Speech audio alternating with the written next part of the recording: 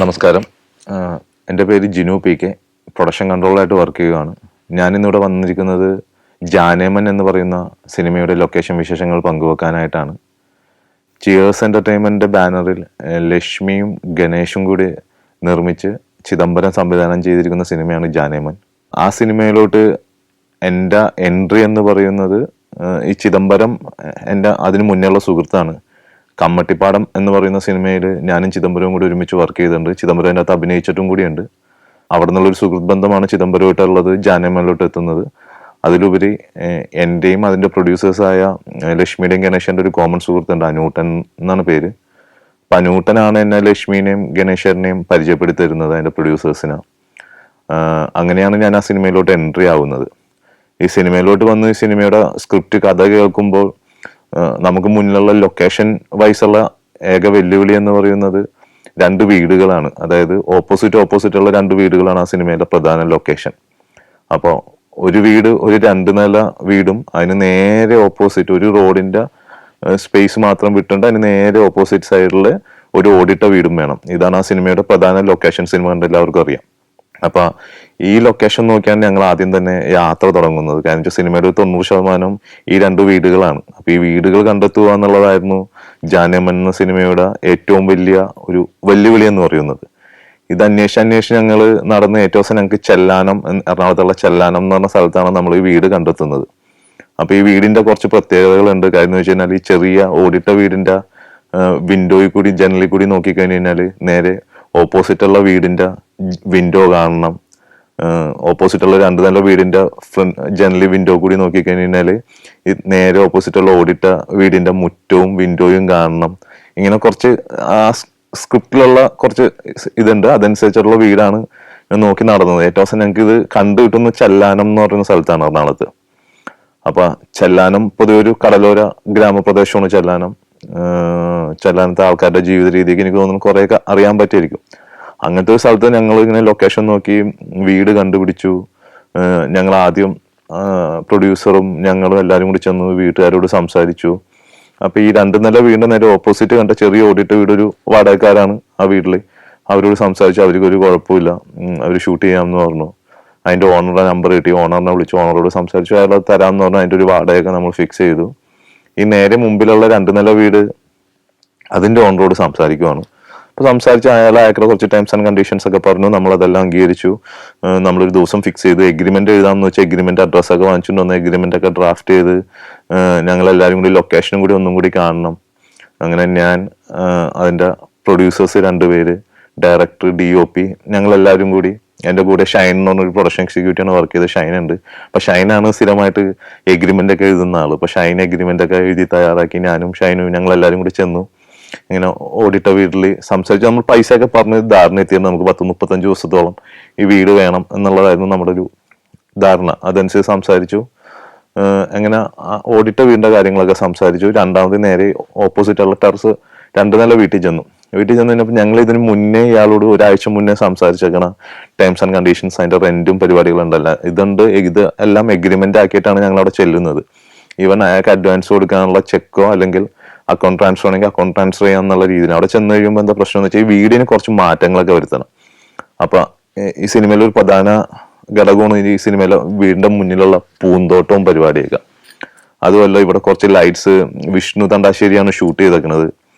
വിഷ്ണു അതിന്റെ ഒരു light pattern ആ സിനിമയുടെ പിടിച്ചേക്കുന്നത് കൂടുതലും അവിടെ തന്നെ ഉള്ള ലൈറ്റ് സോഴ്സ്, അവിടെ നമ്മൾ വീട്ടിൽ എവിടെയൊക്കെ ലൈറ്റുകൾ പ്ലേസ് ചെയ്യാൻ പറ്റുമോ ആ പ്ലേസ് ചെയ്യുന്ന ലൈറ്റുകളിൽ നിന്നുള്ള ലൈറ്റ് സോഴ്സ് വെച്ച് ഷൂട്ട് ചെയ്യണം എന്നുള്ളൊരു ഇതായിരുന്നു വിഷ്ണുവിന് ഉണ്ടായിരുന്നത്. അപ്പൊ നമ്മൾ അവിടെ ഇവിടെയൊക്കെ ലൈറ്റ് ഫിറ്റ് ചെയ്യണം, അങ്ങനെ കുറെ കാര്യങ്ങളൊക്കെ പറഞ്ഞു തുടങ്ങി കഴിഞ്ഞപ്പോൾ ഈ 2 നില വീടിന്റെ ആള് പതുക്കെ മാറി തുടങ്ങി. ഇയാൾ നമ്മുടെ ഇതിന് മുന്നേ സംസാരിച്ചെന്ന് വെച്ചാൽ ടേംസ് ആൻഡ് കണ്ടീഷൻസ് ഒക്കെ പുള്ളി മാറ്റി. പിന്നെ പുള്ളി പറയുന്നത് അംഗീകരിച്ച് കഴിഞ്ഞാൽ നമുക്ക് അവിടെ ഷൂട്ട് ചെയ്യാൻ പറ്റുള്ളൂ എന്നുള്ള അവസ്ഥയിലോട്ട് എത്തി തുടങ്ങി.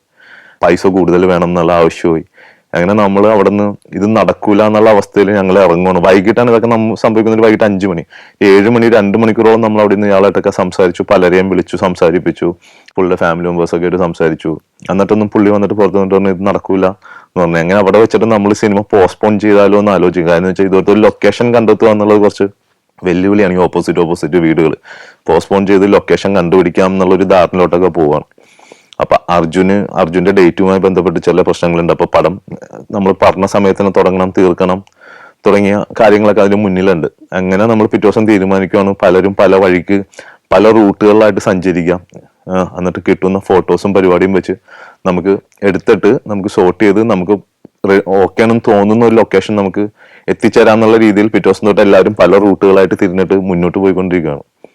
അങ്ങനെ അസിസ്റ്റന്റ് ഡയറക്ടർ മഹേഷ്, ശ്രീരാജ് എന്ന് പറഞ്ഞ രണ്ടുപേരുണ്ട്. ഇവരാണ് സത്യം പറഞ്ഞാൽ നമ്മളിപ്പോ റിയലി ആ സിനിമ ഷൂട്ട് ചെയ്തേക്കുന്ന ലൊക്കേഷനിൽ കൂടി, അതായത് നെടുമ്പാശ്ശേരിന്ന് അത്താണിന്ന് കുറച്ച് അകത്തോട്ട് പോകണം.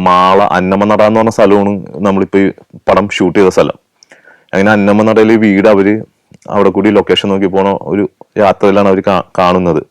അപ്പൊ ഞങ്ങള് സത്യം പറഞ്ഞാൽ ഞാൻ ഡയറക്ടർ ചിദംബരം കൂടി ഞങ്ങള് കാക്കനാടുന്ന് പള്ളിക്കര റൂട്ടിൽ പോയിക്കൊണ്ടിരിക്കുകയാണ് വീട് നോക്കി. അപ്പോഴാണ് ഇവരുടെ കോള് വന്നത്, ഇങ്ങനെ ഒരു വീട് കണ്ടിട്ടുണ്ട്, ഫോട്ടോസ് ഇട്ട് തരാന്ന് പറഞ്ഞ് ഫോട്ടോസ് ഇട്ട് തന്നതിനപ്പം ഇവർക്ക് മനസ്സിലൊക്കെ ഏകദേശം ഇവർ പ്ലാൻ ചെയ്ത പോലത്തെ വീട്. ഞങ്ങൾ നേരെ വണ്ടി തിരിച്ച് ഞങ്ങൾ അവിടെ ചെന്നു. സമയമില്ല. അപ്പൊ ഓൾറെഡി ആർട്ടിനുള്ള പ്രോപ്പർട്ടികളൊക്കെ ആർട്ട് ഡയറക്ടർ ബിനീഷാണ് ഓൾറെഡി സാധനങ്ങളൊക്കെ വാങ്ങിച്ച് ഇത് ഒരു ഗോഡൌൺ പോലെ സ്ഥലത്ത് കൊണ്ട് സ്റ്റോക്ക് ചെയ്ത് വെച്ചാൽ ഞങ്ങൾ അവിടെ പണി തുടങ്ങാൻ വേണ്ടിയിട്ടുള്ള പരിപാടിയിലാണ് എഗ്രിമെന്റ് വെക്കാൻ പോകുന്നത്. അവിടെ നിന്നാണ് ഇതൊക്കെ പാളി പോകുന്നത്. അപ്പൊ ബിനീഷ് വന്ന് അന്ന് വൈകിട്ട് തന്നെ ഇതൊക്കെ ധാരണയാണ്. അപ്പൊ പ്രൊഡ്യൂസേഴ്സ് രണ്ടുപേരും അവര് വേറെ വണ്ടിക്ക് വന്ന് ചെല്ലുമ്പോൾ കാണുന്നത് നമ്മുടെ പ്രൊഡ്യൂസർമാരിൽ ഒരാളായ ലക്ഷ്മിയുടെ ഒപ്പം പണ്ട് കോളേജിൽ പഠിച്ചെന്ന് വെച്ചാൽ ലക്ഷ്മിയുടെ സീനിയർ ആയിട്ട് പഠിച്ചെന്ന് വെച്ചാൽ ഒരു ചേച്ചിയാണ് ആ വീടിന്റെ ഓണർ. അപ്പൊ ഇവര് തമ്മിൽ സുഹൃത്തുക്കളാണ്. ഇവര് ഓൾറെഡി കോളേജ് മേറ്റ്സ് ആണ്. അങ്ങനെ സംസാരിച്ചു. ഇതിന് നേരെ ഓപ്പോസിറ്റ് മുമ്പിലുള്ള വീട് സുരേഷ് ഏട്ടൻ എന്ന് പറഞ്ഞ കക്ഷിയുടെ വീടായിരുന്നു. അപ്പൊ പുള്ളിയായിട്ട് സംസാരിച്ചു. അപ്പൊ അധികം സിനിമകളൊന്നും ഷൂട്ട് ചെയ്യാത്തോ അല്ലെങ്കിൽ അങ്ങനെ സിനിമകളൊന്നും കടന്നില്ലാത്ത ഒരു സ്ഥലമാണത്. അപ്പൊ അതുകൊണ്ട് നാട്ടുകാരൊക്കെ ഭയങ്കര സഹകരണമുള്ള നാട്ടുകാർ എല്ലാവരും ഭയങ്കര സന്തോഷം. അങ്ങനെ നമ്മൾ വൈകിട്ട് തന്നെ എഗ്രിമെന്റ് വെച്ചു, അഡ്വാൻസ് കൊടുത്ത് പിറ്റേ ദിവസമാണ് ആ സിനിമയുടെ ഷൂട്ട്. പിറ്റേ ദിവസം നമ്മൾ അതിന്റെ തൊട്ടടുത്ത ദിവസം തന്നെ അതിന്റെ സെറ്റ് വർക്ക് തുടങ്ങി. ആ വീട്ടിലുള്ള ആ രണ്ട് വീട്ടുകാരും നമ്മൾ മാറ്റി അവർക്ക് വേറെ സ്ഥലം കൊടുത്തു. ഈ വീട് ഫുള്ളായിട്ട് നമ്മുടെ കൺട്രോളിൽ രണ്ട് വീടുകളും വിട്ടു വന്നു. അങ്ങനെയാണ് നമ്മൾ ആ സിനിമയുടെ ഷൂട്ട് അവിടെ തുടങ്ങുന്നത്. ഇത് ഈ പറയുന്ന മാള റൂട്ടില് അന്നമനട എന്ന് പറഞ്ഞ സ്ഥലത്താണ് ഇത് ഷൂട്ട് ചെയ്ത് വെച്ചത്.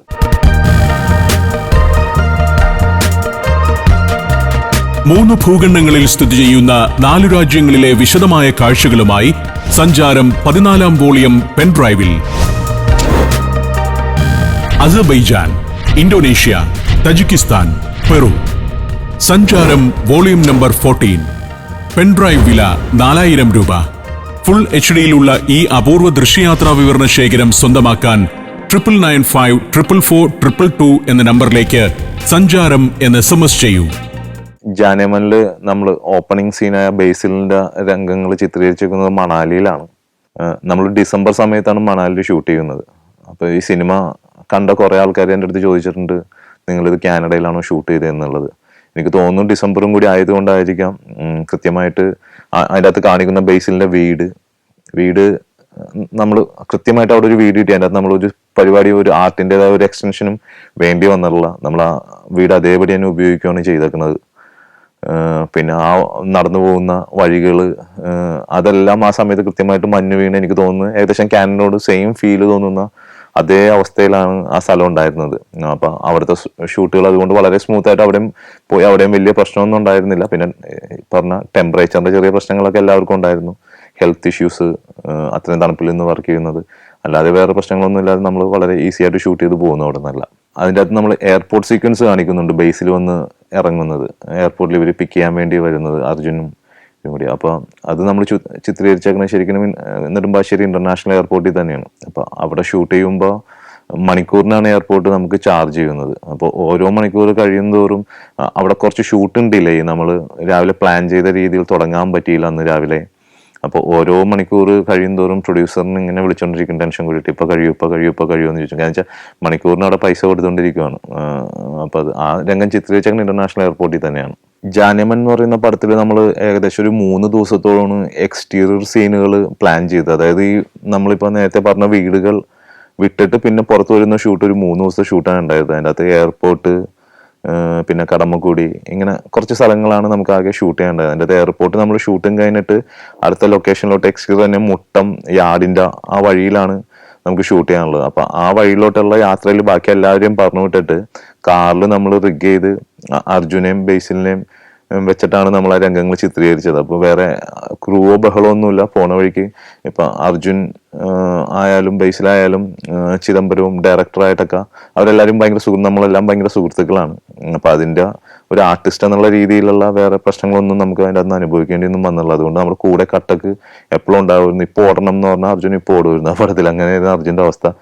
അപ്പോൾ നമ്മുടെ ഒപ്പം വണ്ടിയിൽ അവൻ തന്നെ വണ്ടി ഓടിച്ച് ഷൂട്ട് ചെയ്ത് ഇടയ്ക്ക് റോഡിൽ നിർത്തും, കാട് മാറ്റും, വേറെ ഇതാരും അറിയുന്നില്ല. അവർ ഷൂട്ട് ചെയ്ത് നമ്മൾ അടുത്ത ലൊക്കേഷനിൽ എത്തുമ്പോൾ ആ കുറെ ട്രാവൽ സീക്വൻസിൽ ഒരുവിധപ്പെട്ട പരിപാടികളെല്ലാം അവർ ഷൂട്ട് ചെയ്ത് കഴിഞ്ഞായിരുന്നു അടുത്ത ലൊക്കേഷൻ ഷിഫ്റ്റ് ചെയ്ത് വരുമ്പോഴത്തേക്കും. പിന്നെ അതിൻ്റെ അകത്ത് കാണിക്കുന്ന ഒരു ക്ലിനിക്ക് ഉണ്ട്, ഗണപതിയുടെ ക്ലിനിക്കായിട്ട്. നമ്മൾ ആലുവ ഭാഗത്ത് തന്നെ ഒരു ഡോക്ടറുടെ ക്ലിനിക്കാണ് നമ്മൾ അതിന് വേണ്ടിയിട്ട് ഷൂട്ട് ചെയ്യാൻ എടുത്തത്. ഒരു ക്ലിനിക്ക് തന്നെയാണ് നമ്മളെടുത്ത് ഷൂട്ട് ചെയ്തത്. അപ്പൊ ഈ അന്നമ്മനട എന്ന് പറഞ്ഞ സ്ഥലത്താണ് നമ്മൾ ഈ പടം ഏറ്റവും അവസാനം ലൊക്കേഷൻ കണ്ട് നമ്മൾ ഷൂട്ട് ചെയ്യാൻ തുടങ്ങുന്നത്. അവിടെ നമുക്ക് ഒരു കോവിഡ് കഴിഞ്ഞിട്ടുള്ള സമയത്താണ് നമ്മൾ സിനിമ ചിത്രീകരിക്കുന്നത്. അപ്പൊ കോവിഡിൻ്റെതായ കുറെ റെസ്ട്രിക്ഷൻസ് ഉണ്ട്. 50 പേര് കൂടുതൽ ക്രൂ പാടില്ല, അങ്ങനത്തെ കുറെ റെസ്ട്രിക്ഷൻസ് ഉണ്ട്. മെഡിക്കൽ ഓഫീസേഴ്സ് വരുന്നു, അവർ ചെക്ക് ചെയ്യുന്നു ഇടക്കിടക്ക് വന്നിട്ട് എത്ര പേരുണ്ട് ക്രൂ എന്നുള്ളത് നമ്മളൊരു അറ്റൻഡൻസ് മാർക്ക് ചെയ്ത് നോക്കും, അത് കൊടുക്കും. അങ്ങനെയൊക്കെയാണ് നമ്മൾ ആ സമയത്ത് ഷൂട്ട് ചെയ്തുകൊണ്ടിരുന്നത്. പക്ഷേ ഇതിനെക്കാട്ടൊക്കെ ഉപരി അതെന്തുകൊണ്ടോ ആ സിനിമക്ക് വന്നു ചേർന്ന ഒരു സ്ഥലം എന്നുള്ള രീതിയിൽ തന്നെയാണ് നമ്മൾ ഇപ്പോഴും കാണുന്നത്. നമ്മൾ ഈ ഷൂട്ട് ചെയ്യുന്ന വീടിന്റെ നേരെ മുമ്പിൽ ഒരു വീടുണ്ട്. ആ വീട്ടില് പുള്ളിയുടെ പേര് ഞാൻ മറന്നുപോയി. ഒരാൾ മാത്രമാണ് താമസിക്കുന്നത് ആ വീട്ടിൽ, വേറെ ആരും ഇല്ല. പുള്ളി മാത്രമാണ് ആ വീട്. ബാക്കി എല്ലാവരും അച്ഛനമ്മയൊക്കെ മരിച്ചു പോയതാണ്. അപ്പൊ ആ വീട് നമ്മൾ മെസ്സായിട്ട് എടുക്കുകയാണ്. നമുക്ക് ഭക്ഷണം പാകം ചെയ്യാനായിട്ടും ഇതിനും വേണ്ടിയിട്ടുള്ള സ്ഥലമായിട്ട്. അപ്പൊ നമുക്ക് ഈ കോവിഡിന്റെ കുറെ റെസ്ട്രിക്ഷൻസ് ഉണ്ട്. അപ്പൊ നമ്മളിപ്പോ ഷൂട്ട് ചെയ്യുന്ന വീട്ടിൽ നിന്ന് നേരെ റോഡ് ക്രോസ് ചെയ്ത തൊട്ട് സൈഡിലത്തെ വീട് നമ്മുടെ മെസ്സ്. അപ്പൊ മെസ്സും കഴിഞ്ഞ് ഇനി ക്യാരവൻ വേണം. ഇത്ര ആൾക്കാരുണ്ട്, ആർട്ടിസ്റ്റുകളുണ്ട്. അപ്പൊ ക്യാരവനൊക്കെ വിളിച്ചതിന് സ്വാഭാവികമായിട്ട് 2 പേർക്കും 3 പേർക്ക് ഇരിക്കാൻ ക്യാരവനിൽ, അതിൽ കൂടുതൽ ആർട്ടിസ്റ്റിന് ഇരിക്കാൻ പറ്റില്ല. അപ്പൊ നോക്കുമ്പോൾ അതിന്റെ തൊട്ട് സൈഡിൽ ഒരു വലിയൊരു കൊട്ടാരം പോലത്തെ വീട് പൂട്ടിയിട്ടൊക്കെയാണ്. അപ്പൊ അതിന്റെ സൈഡിൽ ഒരു പലചരക്കടയുണ്ട്. അപ്പൊ പലചരക്കാരൻ്റെ അടുത്ത് ചോദിച്ചപ്പോൾ അയാൾ ഈ ഓണറുടെ നമ്പർ തന്ന് അങ്ങനെ അയാളായിട്ട് വിളിച്ച് സംസാരിച്ച് നമ്മൾ ആ വീട് 2 മാസത്തേക്ക് വാടകയ്ക്ക് എടുക്കുകയാണ്. ആ വീട് കിട്ടിയോടെ നമ്മുടെ സിനിമയുടെ പകുതി ആവശ്യങ്ങൾ കഴിഞ്ഞു. കാരണം വെച്ച് കഴിഞ്ഞാല് ആർട്ടിസ്റ്റിന് അത് ഒരു 8 ബെഡ്റൂമുള്ള എല്ലാം AC ആയിട്ടുള്ള സെൻട്രലൈസ്ഡ് AC ആയിട്ടുള്ള ഒരു വീട്. ആ 8 ബെഡ്റൂം ആ വീടും മൊത്തം നമുക്ക് മാസം വാടകയ്ക്ക് വന്നു. നമ്മൾ ക്യാരവൻ വരും, പിന്നെ ആ വീടാണ് ഉപയോഗിച്ചുകൊണ്ടെന്ന് വെച്ചാൽ വരുന്ന ആർട്ടിസ്റ്റ് എല്ലാവരും സമാധാനമായിട്ടിരിക്കും. ആവശ്യമുള്ളപ്പോൾ ഷോട്ടിന്റെ സമയത്ത് വിളിക്കും. കാരണം വെച്ചാൽ നേരെ ഓപ്പോസിറ്റ് ആണ്. ഒരു 2 മിനിറ്റ് പോലും നടക്കാനല്ല. ഭക്ഷണം കഴിക്കാൻ നേരെ മുന്നിൽ പോയി ഭക്ഷണം കഴിക്കാൻ, മുന്നിലത്തെ വീട് ഭക്ഷണം. ഇപ്പൊ രാവിലെ വെളുപ്പിന് 6 മണിക്ക് ഷൂട്ട് കഴിഞ്ഞ് മെസ്സ് തൊട്ടടുത്തായതുകൊണ്ട് അവര് തന്നെ ലൈവായിട്ട് ഭക്ഷണം ഉണ്ടാക്കും. ബട്ടൂരി, ദോശ, ഇതൊക്കെ ലൈവായിട്ട് ഉണ്ടാക്കി തന്ന് എല്ലാവരും ഭയങ്കര ചൂടോടെ രാവിലെ ഭക്ഷണം കഴിച്ചിട്ട് ഭയങ്കര സന്തോഷത്തോടെ പിരിഞ്ഞു പോകുന്ന ഒരു ലൊക്കേഷൻ ആയിരുന്നു ജാനേമൻ. അതുപോലെ തന്നെ ജാനേമനിൽ ആ വീടായിരുന്നു പ്രധാന ലൊക്കേഷൻ ഉണ്ടായിരുന്നത്. അത് കഴിഞ്ഞിട്ട് പിന്നെ വരുന്ന കുറച്ച് ലൊക്കേഷനുകളുണ്ട്. അതൊന്ന് ഇവർ രണ്ടുപേരും കൂടി പോയിരുന്ന്, നായികയും നായകനും കൂടി പോയിരുന്ന് പുറത്തു പോയിരുന്ന് സംസാരിക്കുന്ന ഒരു സ്ഥലമുണ്ട്. അത് നമ്മൾ കടമക്കുടിയാണ് ഷൂട്ട് ചെയ്തത്. പിന്നെ സിനിമയുടെ തുടക്കത്തിൽ അർജുന്റെ ക്യാരക്ടർ ഒരു കാറിന്റെ കച്ചവടത്തിനെ കുറിച്ച് സംസാരിക്കുന്നുണ്ട്. അത് നമ്മൾ ഷൂട്ട് ചെയ്ത ആലുവ മാർക്കറ്റിന്റെ അകത്ത്, അതായത് പഴയ നിവിൻ പോളിയുടെ വീടിന്റെ ഫ്രണ്ടിലാണ്. നമ്മൾ ആ നിവിൻ പോളിയുടെ വീടിന്റെ സ്റ്റെപ്പ് പറഞ്ഞ ഒരു രസമുള്ള സ്റ്റെപ്പ് ഉണ്ട് ആ പഴയ വീട്ടിൽ ഇങ്ങനെ കറങ്ങി പോകുന്ന മാർക്കറ്റിന്റെ ഉള്ളൊരു വീടുണ്ട്. അപ്പൊ അത് ചോദിച്ച് ചെന്ന് സംസാരിച്ചു വന്നപ്പോഴാണ് അതിന്റെ അപ്പുറത്തെ വീട്ടുകാരൻ പറഞ്ഞ അവിടെ ആരും താമസിക്കുന്നില്ല, അത് നിവിൻ പോളിയുടെ വീടാണെന്ന് പറയുന്നത്. പിന്നെ നിവിൻ പോളിയുടെ മാനേജറെ കുറിച്ചിട്ട് ആ സ്റ്റെപ്പ് മാത്രം ഷൂട്ട് ചെയ്യാൻ തരുമോന്ന് ചോദിച്ചാൽ ആ സ്റ്റെപ്പ് ഷൂട്ട് ചെയ്യാൻ തന്നു. ആ പരിസരത്താണ് ആ സിനിമയുടെ ആ സീൻസ് നമ്മൾ ഷൂട്ട് ചെയ്തേക്കുന്നത്. പിന്നെ ഈ ജാനേമന്റെ വിശേഷങ്ങൾ പറയാന്നുണ്ടെങ്കിൽ അതിൻ്റെ അകത്ത് അവിടുത്തെ നാട്ടുകാർ ഭയങ്കരമായിട്ട് സഹകരിച്ച ആൾക്കാരാണ്. ഇപ്പൊ ആ സിനിമ കണ്ടാലറിയാം, മറ്റേ ആകാശത്ത് പോയിട്ട് പടക്കം നമ്മുടെ മറ്റേ വലിയ പടക്കം പൊട്ടുന്ന രംഗങ്ങളുണ്ട്. അത് നമ്മൾ ഷൂട്ട് ചെയ്യുന്ന വെളുപ്പിന് 3 മണി 4 മണി സമയത്തൊക്കെയാണ്. അപ്പൊ നമ്മൾ ഹെലിക്യാം ഷോട്ടിലാണ് അത് ഷൂട്ട് ചെയ്യുന്നത്. കാരണം വെച്ചാൽ ഈ പൊട്ടുന്ന പടക്കത്തിന് മേളിൽ ഹെലിക്യാം പറത്തിയിട്ട് അതിന്റെ പോക്കറ്റിൽ നിന്നുള്ള ടോപ്പ് വ്യൂ ആണ് എടുക്കുന്നത്. അപ്പൊ സത്യം പറഞ്ഞ പ്രൊഡക്ഷനിലും നമുക്ക് ഇൻഫോർമേഷൻ തന്നിട്ടൊന്നുമില്ല. ഒരു 3 മണി 4 മണിയൊക്കെ ആകുമ്പോ പെട്ടെന്ന് നോക്കുമ്പോൾ പടക്കം പൊട്ടുമ്പോ നമ്മൾ പോലും പ്രൊഡക്ഷനിൽ നമ്മൾ പോലും അറിഞ്ഞിട്ടില്ല ഒരു പടക്കം പൊട്ടിക്കുന്ന കാര്യമൊന്നും. അപ്പൊ നോക്കുമ്പോൾ കാണുന്നതെന്ന് വെച്ച് കഴിഞ്ഞാൽ നിരത്തി വെച്ചിരുന്ന ഒരു പൊട്ടിച്ച് ഷോട്ട് എടുത്ത് കളിച്ചുകൊണ്ടിരിക്കുന്ന വെളുപ്പിന് 4 മണിക്ക്. അതുകൊണ്ട് ഭയങ്കര ശബ്ദത്തോടെയാണ് ചെന്ന് പൊട്ടണത്. കുറച്ച് എങ്ങനെ തന്നെ അപ്പൊ നാട്ടുകാരൊക്കെ കൂടി വെളുപ്പിന് 4:30 മണിക്ക്. കാര്യം വെച്ചാൽ ഇവർ പറഞ്ഞ് ഞങ്ങൾക്ക് കിടന്ന് ഉറങ്ങണ്ടേന്നൊക്കെ ചോദിച്ചിട്ട്, എന്നിട്ടും ഇതൊന്നും ഒരു പ്രശ്നമില്ല. അവർ വന്നിട്ട് ഞങ്ങളൊന്നും മുൻകൂട്ടി അറിയിക്കണം, നിങ്ങൾ ഇതുപോലത്തെ പരിപാടികളൊന്നും ചെയ്യുകയാണെങ്കിൽ ഞങ്ങളൊന്ന് നാട്ടുകാരെ ഒന്ന് അറിയിക്കാൻ മതി എന്നൊക്കെ പറഞ്ഞ് ഭയങ്കരമായിട്ട് സഹകരിക്കുകയും കോർപ്പറേറ്റ് ചെയ്യുകയും ചെയ്യുന്ന കുറെ ആൾക്കാരായിരുന്നു ആ സിനിമയിലുണ്ടായത്. അതിന്റെ ഒപ്പം തന്നെ അതിന്റെ പ്രൊഡ്യൂസേഴ്സിനെ എടുത്തു പറയേണ്ടതാണ്, ലക്ഷ്മി ഗണേശേട്ടനും GS എന്റർടൈൻമെന്റ്. അവരാ പേര് പോലെ തന്നെ ഫുൾ ടൈം ചിയേഴ്സ് ആയിട്ടുള്ള ആൾക്കാരാണ് നമ്മുടെ ഒപ്പം കളിച്ചും രസിച്ചും പോകുന്ന ഒരു ടീം. പിന്നെ അതിൻ്റെ അകത്ത് ഗണപതി അഭിനയിച്ചിട്ടുള്ള ഗണപതി, അതിന്റെ സ്ക്രിപ്റ്റിൽ സപ്നേഷും ഗണപതിയും കൂടിയാണ് അതിന്റെ സ്ക്രിപ്റ്റ് എഴുതിയേക്കുന്നത്. ആർട്ട് അതിൻ്റെ അകത്തൊരു ഭയങ്കര ഒരു മെയിൻ ഘടകമായിരുന്നു ആർട്ട്. അത് വിനീഷ് ബംഗ്ലാൻ വളരെ നല്ല രീതിയിൽ ചെയ്തിട്ടുണ്ട്. സിനിമയില് ജാനേമനെ സംബന്ധിച്ചിടത്തോളം ജാനേമനിലൊരു നായകനോ നായികയോ ഇല്ലാത്ത പടം എന്നാണ് എനിക്ക് തോന്നുന്നത്.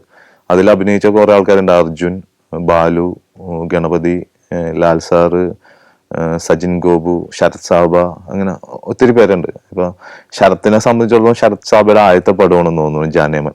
ശരത്തിന്റെ പാലക്കാട് ഭാഷ അതിൻ്റെ അകത്ത് ഭയങ്കര ഹിറ്റാവുകയും ചെയ്തു. അതിനുശേഷം ശരത്തായിട്ട് ഞാൻ കുറെ പടങ്ങൾ ചെയ്തിട്ടുണ്ട്. സജിൻ ഗോപുവിന്റെ എനിക്ക് തോന്നുന്നു സജിൻ ഗോപു ഇപ്പൊ രോമാഞ്ചം ചെയ്തു, അതിന് ശേഷം വേറെ പടങ്ങളൊക്കെ ചെയ്തു. പക്ഷെ സജിൻ ഗോപു ആദ്യമായിട്ട് ശ്രദ്ധിക്കപ്പെടുന്ന ഒരു സിനിമ അതാണ്. ഇപ്പൊ ഈവൻ അർജുൻ ആയാലും ബാലു ആയാലും, ബാലുവിന്റെ പൊതുവെ ബാലുവിന് നമ്മൾ കണ്ടാക്കുന്ന സിനിമകളിൽ നിന്നൊക്കെ വളരെ ഡിഫറെന്റ് ആയിട്ടുള്ള ഒരു ഗെറ്റപ്പിലും ലുക്കിലും അതിന്റെ ക്യാരക്ടറിലായാൽ പോലും ബാലു വളരെയധികം, അതായത് കുറച്ച് റഫ് ആൻഡ് ടഫ് ആയിട്ടുള്ള ഒരു ക്യാരക്ടറായിട്ടാണ് ബാലുവിന് നമ്മൾ അതിൽ പ്രൈസ് ചെയ്തേക്കുന്നത്. എനിക്ക് തോന്നുന്നു ബാലു അതിന്റെ ഒരു 100% എഫേർട്ട് വിട്ടു. ഭയങ്കര രസകരമായിട്ടാണ് ബാലു ആ സിനിമ അഭിനയിച്ചേക്കുന്നത്. കണ്ടവർക്ക് അറിയാം ബാലു സ്ഥിരം ചെയ്യുന്ന സിനിമകളിൽ നിന്ന് മാറിയിട്ടുള്ള ഒരു പാറ്റേണിലാണ് ബാലു ആ സിനിമ ചെയ്തത്. ക്ലൈമാക്സ് നമ്മൾ ഷൂട്ട് ചെയ്തിരിക്കുന്നത് വാഗമൺ ഹൈറ്റ്സ് എന്ന് പറയുന്ന ഒരു പ്രോപ്പർട്ടി ഉണ്ട്. അതിൻ്റെ ഉള്ളിലാണ് നമ്മൾ അതിന്റെ ക്ലൈമാക്സ് രംഗങ്ങൾ ചിത്രീകരിച്ചേക്കുന്നത്. അതായത് ഇവരെ അടക്കുന്ന സ്ഥലവും ഇതെല്ലാം. അതൊരു 2 ദിവസത്തെ ഷൂട്ടായിരുന്നു. നമ്മൾ അവിടെ 2ാമത്തെ ദിവസത്തെ ഷൂട്ടോടെയാണ് ആ സിനിമ ഒഫീഷ്യലി പാക്കപ്പ് ആവുന്നത്. വാഗമണിലാണ് നമ്മൾ ചിത്രീകരിച്ചേക്കുന്നത്. വാഗമൺ ഹൈറ്റ്സിൽ എനിക്ക് തോന്നുന്നു അതിൻ്റെ അകത്ത് വേറെയും ഈ യോബിന്റെ പുസ്തകം തുടങ്ങിയ സിനിമകളും ഈ വാഗമൺ ഹൈറ്റ്സിന്റെ അകത്ത് ഷൂട്ട് ചെയ്തിട്ടുണ്ടെന്ന് തോന്നുന്നു. അതിൻ്റെ ഉള്ളിലാണ് നമ്മളിപ്പോൾ ചിത്രീകരിച്ചേക്കുന്നത്. പുഴയും പാലവും കാടും ഒക്കെ ഉള്ള ഒരു പ്രൈവറ്റ് പ്രോപ്പർട്ടിയാണത്. അതിൻ്റെ ഉള്ളിൽ എനിക്ക് തോന്നുന്നു കോറി വരെ ഉണ്ടെന്ന് തോന്നുന്നു. അങ്ങനത്തെ ഒരു സ്ഥലമാണ്. അതിൻ്റെ ഉള്ളിലാണ് നമ്മൾ ആ ക്ലൈമാക്സ് രംഗങ്ങൾ ചിത്രീകരിച്ചേക്കുന്നത്. അത് ഇടുക്കിയോടൊരു സാദൃശ്യം വേണം, പക്ഷെ നമുക്ക് ഇവിടുന്ന് എറണാകുളത്ത് നിന്ന് ഷിഫ്റ്റ് ചെയ്ത് ഇടുക്കി പോക്ക് നടക്കില്ല എന്നുള്ള കുറച്ച് ടെക്നിക്കൽ പ്രശ്നങ്ങൾ കൊണ്ടാണ് നമ്മൾ വാഗമൺ പോലത്തെ ഒരു സ്ഥലവും നോക്കി വന്നപ്പോഴാണ് ഇത് കിട്ടിയത്. അങ്ങനെ അതിൻ്റെ ഉള്ളിലാണ് അതിന്റെ ക്ലൈമാക്സ് രംഗങ്ങൾ ചിത്രീകരിച്ചിരിക്കുന്നത് വാഗമണ്ണാണ്. ഈ കോവിഡിന്റെ പ്രതിസന്ധി കാലഘട്ടങ്ങളൊക്കെ കഴിഞ്ഞിട്ട് തിയേറ്ററിലോട്ട് വന്നൊരു സിനിമയാണ് ജാനേമൻ.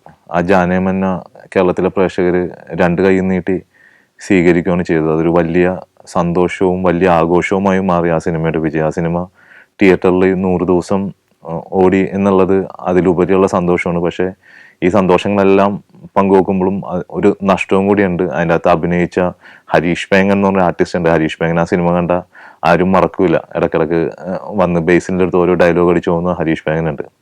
അപ്പൊ ഹരീഷ് പേങ്ങൻ ഇപ്പൊ നമ്മുടെ ഒപ്പം ഇല്ല എന്നുള്ളത് ഈ സന്തോഷത്തിന്റെ ഒപ്പം തന്നെ നമ്മളെല്ലാവരെയും സങ്കടത്തിലാക്കുന്ന ഒരു കാര്യവും കൂടിയാണ്.